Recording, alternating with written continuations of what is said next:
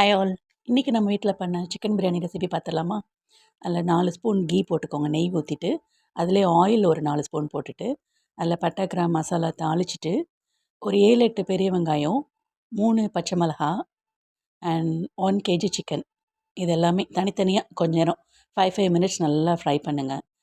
நல்லா வதக்கிட்டு தயிரில் ஊற வச்சுக்கோங்க. சிக்கனை ஒரு 1/2 அன் ஹவர் ஊறினா தான் நல்லா சாஃப்டாக வரும். அதில் மிளகாத்தூள், தனியாத்தூள் அண்ட் ஆச்சி சிக்கன் மசாலா நான் வாங்கி வச்சுருந்தேன், அது சால்ட் எல்லாத்தையும் போட்டு நல்லா மிக்ஸ் பண்ணிக்கோங்க. நெக்ஸ்ட்டு தக்காளி, புதினா, கொத்தமல்லி, கர்ட் இதெல்லாம் அவங்கவுங்க தேவைக்கேற்ற அளவு. கர்ட் வந்து நான் 1/2 டம்ளர் தான் போட்டேன்.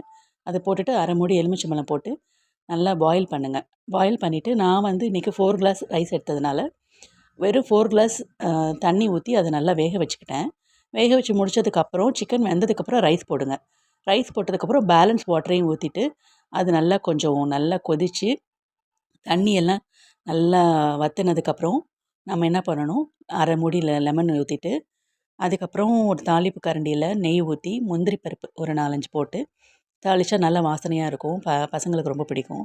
அதை போட்டுட்டு நல்லா குக்கரை வெயிட் போட்டு தோசைக்கல் அடியில் வச்சுக்கோங்க. தோசைக்கல் அடியில் வச்சு வெயிட் போட்டு ஒரு 15 மினிட்ஸ் வச்சிங்கன்னா கரெக்டாக இருக்கும். 15 மினிட்ஸ் வச்சு வேக வச்சு எடுத்து பாருங்கள்.